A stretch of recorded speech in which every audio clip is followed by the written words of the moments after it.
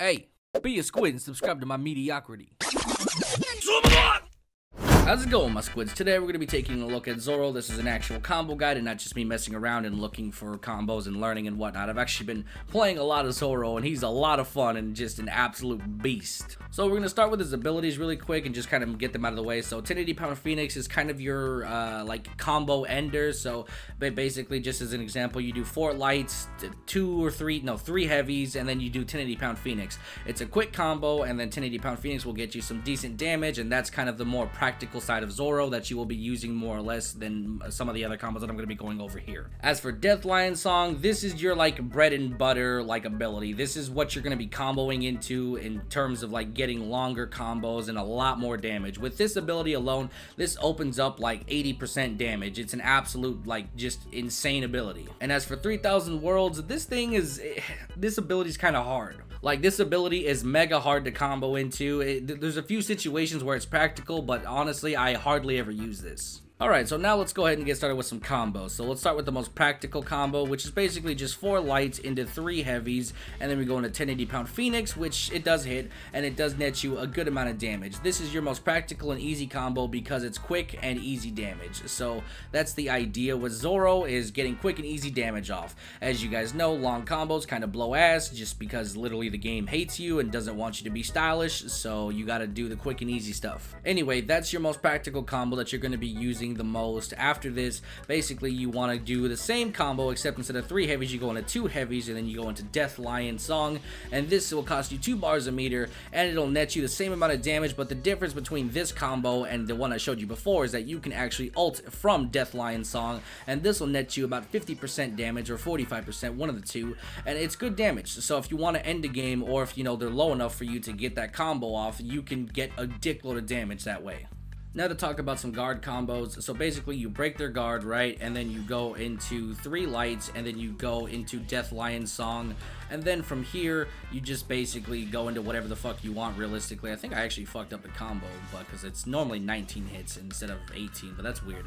Anyway, you get the idea. You can still do shit like that and get a dickload of damage. So just one more time, boom, then we break that shit, and then we go into this, and then we go into this, and then we go into Death Lion Song, and then from here, I normally like to finish with 1080-pound Phoenix because I don't necessarily, either I don't have my, my fucking ults, so 1080-pound Phoenix will net you about 40% damage, or 30, I don't know how to fucking, you get the idea. It's a dickload of damage, so you can do that. Now I want to talk about something that's kind of a niche situation, but it's hilarious. So I like to call this one the stupid combo. So basically, you grab right, and then from here, you go into Death Lion Song. Now you might be wondering, why the fuck do you do that? It doesn't combo. Alright, yeah, you're right, it doesn't, but the reason you go into it is because if your opponent is a button masher, especially on wake up, basically they wake up mashing buttons, so the moment they get up, they try and attack you so that way they can get the upper hand because, you know, they're a panicky button masher. So the good thing about Death Lion Song is that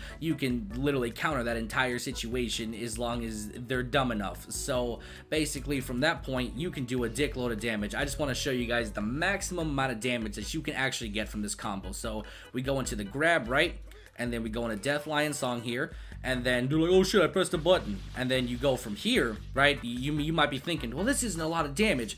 Oh yeah? Well, check this out, boys. You can actually just go into another combo here, and then you can literally go into another Death Lion Song, which, you know, fair, right? Very fair. And then from this point on, guess what, boys? Guess what? You get to fucking ult and then just completely destroy their health bar, and just like that, the game is over. If they're low enough, the game is over. All they have to be missing is just a little bit of health, and the game is fucking over. That's how insane this combo is. Now, even though I just showed you the most probably damaging combo in the game, there's a flaw with it. It's a long combo, so by the time you get to the second part of it, you're essentially, they're gonna get their meter back and they're just gonna be able to roll out of it. So that's the problem with that combo, but at least you know that you can do a 90% combo if they're dumb enough. Now, aside from that, there's not really much else to actually talk about except some stylish combos, so I guess let's go ahead and go over that. So basically, we want to do pretty much the same combo into Death Lion Song, right? Which, you know, 2 hits of heavy, not 3.